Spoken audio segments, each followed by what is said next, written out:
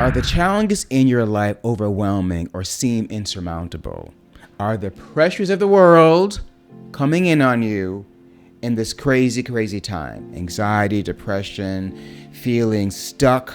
What do I do? How do I get through the day? Or maybe you're getting through your day and you just feel like you're slugging along and you've lost the purpose and the point of all of it. It's easy because things are happening that are uncomfortable. It's very uncomfortable and very unsettling to hear what is happening in the world today, these shenanigans. And yet there is a way through. In this channel, we talk about a lot of things, a lot of ways to get through and manage your life and navigate your lions, your life challenges. Today, I want to talk about ancestral wisdom. And I don't mean praying to your ancestors. People do that, and it works for them. I'm talking about the ancestors and the ancestor values, the ancestor lessons that are in you already. You may not know who your ancestors are. You may not know the values or lessons that are instilled in you, and yet you're living by them every day. I want to talk about how to embrace them, own them, learn them, and purposefully use them to manage the challenges that you have. And if you stick around, I'm going to give you some clear steps to identify these values and how to incorporate them into your life and use them purposefully. Okay, let's go. Let's talk about it. Let's get into it. Let's get deep. You've been sculpted by the values instilled in your family unit. They get theirs from their family unit before them, and so on through our ancestors. This doesn't necessarily mean your biological family. Your values come from the people who raised you. They are the family that have taught you the core of who you are. And that core is steering you one way or another, and it's better to do that consciously than unconsciously. I call them lions.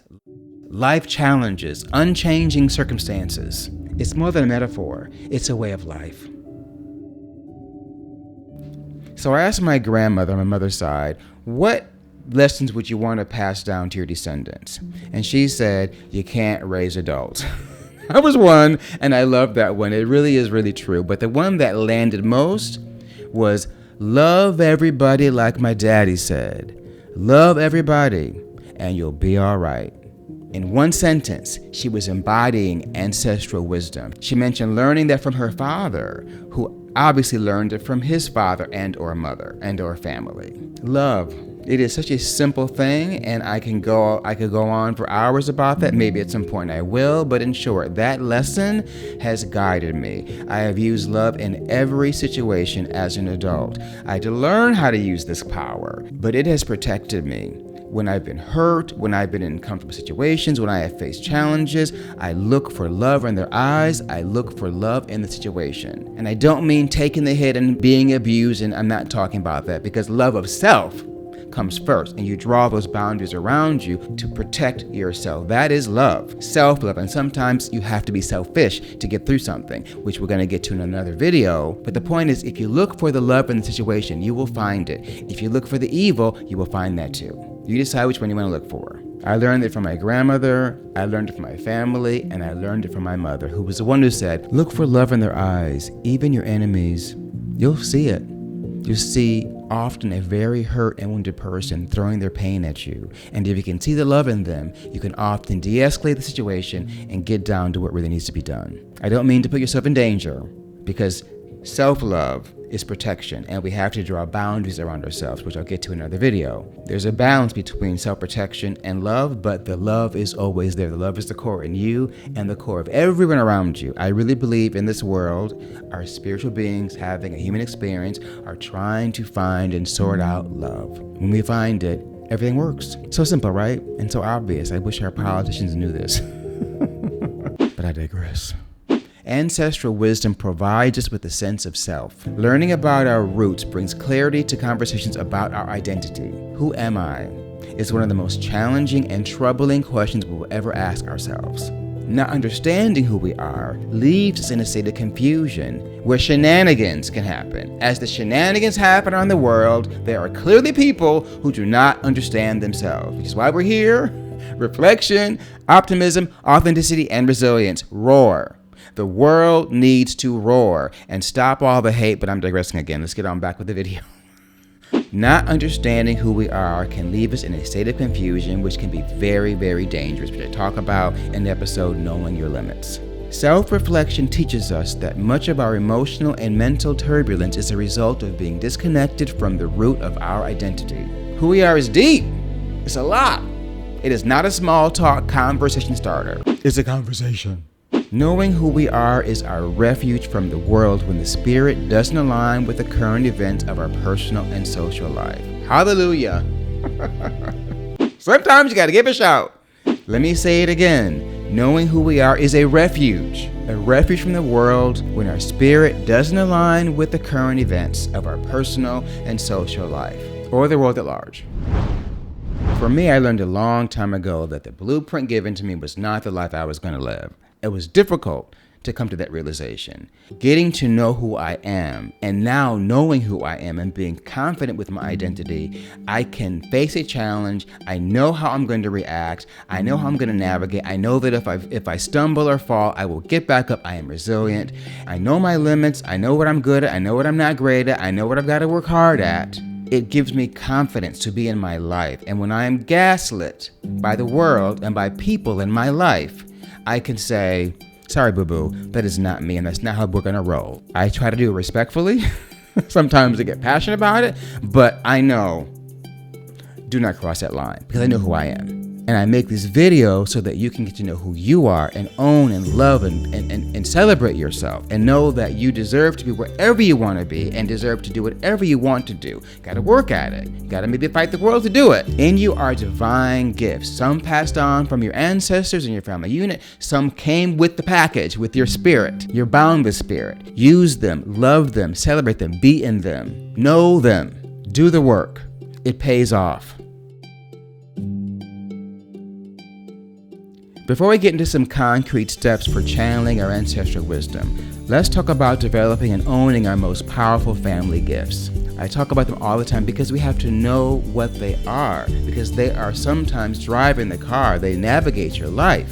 There are things you can be with and things you can't be with. And if you're not aware of those consciously, your life will unfold in a way that may stumble and feel miserable. If you know them, you can navigate life challenges purposely and consciously, and recovery is much easier. Knowing your core values is central to walking with your lions. Here are some steps to channel ancestral wisdom. Step 1. Reflect on peak moments. Think of 3 moments in your life where you felt fully alive, proud of yourself, deeply fulfilled. For each moment, ask yourself, what was happening? Who was involved? What made it meaningful? What was so powerful about this experience? Write down any words or themes that come to mind: freedom, growth, connection, creativity. No rules, no self-judgment, just write what you feel. Now connect these experiences to conversations or lessons taught to you within your culture by your ancestors. For example, doing an exercise like this years ago, I came up with the word connection. Where did this come from? And immediately I thought, oh, my family. Whatever I'm doing, I work better, I feel better if there is some kind of connection. Connection to the work, connection to the people around me, connection to the community, connection to life, connection, feeling of community, unity, and authenticity. When that's not there, I'm feeling uncomfortable. Now I take that word connection and I can think, what about my family and the life lessons I received would have brought me connection? And I thought immediately, my family's survival. My family, having lived the trials and tribulations of working through America's darkest time, forced them to be connected to one another. And that connection was passed down to me and is a part of my life. And I am passing that on to anyone that I work with. And hopefully they'll do the same. My family also infused in me, you can be anything you want to be. Work hard, be true to yourself, be respectful, take action confidently and boldly. And I have done these things. When I was younger, I did them unconsciously, but now that I'm older doing this kind of work, I am clear that these things came directly from my ancestors. Step 2, identify core themes. Now look at the words or ideas that came up. Start grouping them if some are similar. For example, helping others, mentoring, support could all point to compassion or service. Words like adventure, freedom, and new experiences might point to exploration or independence. Pick your top 5 to 7 values, the ones that feel non-negotiable with who you are. And then ask yourself if any of these themes are connected to lessons shared within your culture or by your ancestors. Step 3, define them in your own words. This is important. This is a part of you that is pulling out the identity, pulling out who you really are through these words. You're not being told by society. You're not living that blueprint. You're deciding who you are and how you choose to live your life. For example, if authenticity is a non-negotiable for you, that means you're going to show up as your real self even when it's uncomfortable. It's me. You're getting me. No matter what's happening, you're getting a dose of me. And sometimes things go south and pear-shaped, but I'm still being myself. Find the connection between your personal definition of these values and the culture and your ancestors. What stories or lessons were shared that align with your personal definition of your core values? Step 4, check for alignment. Ask yourself, am I living these values? When I'm not, am I consciously not living them for a particular reason? Where am I aligned and where am I off? Reflect on the lessons or advice shared by your ancestors that empower your ability to align with your core values. My core value of connection that comes from my family, my core value of being bold and confident and daring to be who I am celebrating every day. And I am consciously channeling, knowing they survived so that I could survive. And I tell myself this consciously whenever I need to hear it. And it really helps me get through some tough times. It also helps me make decisions about what I want to do with my life, who I want to spend time with, what I want to do in my spare time, what I do at work. When I'm feeling uncomfortable, that visceral feeling we get when things are not going well, I can ask myself, which one of my core values is being stepped on and how can I honor it? If I can figure that out, I often feel better. And even if I can't actually address the issue in the moment, because sometimes the situation is such that you can't do anything different than what you're doing, I know this value is being stepped on. I'm going to get to this moment, remain aware, and then do some self-care later. When I'm losing that connection, when I'm not able to be my authentic self, when my authentic self is stepped on or shamed or gaslit, I get deeply hurt. But I know the hurt is a reaction to my core value being stepped on. It's not me. And I can take myself and heal myself later when I need to. And there'll be a video of self-care coming to deal with that. When you make this connection, you are purposely living in your purpose, purposely supporting your core values, and honoring your ancestors. Congratulations! It is truly something to celebrate when you can connect who you are with where you came from. It's big. The final step is developing an action plan that can help you stay committed to your core values. If the job you have is crunching your core values on a regular basis, it may be time to look for another one. And if you cannot do that, because the world is so crazy right now, it's a tough time to do that, to make a change like that. Go into that space knowing that you've got to protect those core values and draw some boundaries around them and make sure you're being true to yourself. We're going to talk about that in the next video, knowing your boundaries and celebrating your boundaries and drawing your boundaries. You're going to have to do that to protect your core values, to protect yourself. Identify cultural practices and ancestral wisdom that can help you accomplish your goals. Develop your own rituals, consistent practices based on these findings that align with your unique human experience. I knew I had to make these videos because I need to have a place where I can be my true, authentic self and share that authenticity with others and have a connection with you. That drives me to do this and keep doing it, because this is grueling. This is a lot to create and write and film and light and edit your own videos. But it feels so good to know that my authentic voice is out there and I'm sharing this with you. Thank you so much for watching. Rituals that work for me: getting good sleep, trying to drink water, going to the gym, try to eat healthy. I need to feel vibrant and alive to face the shenanigans out there.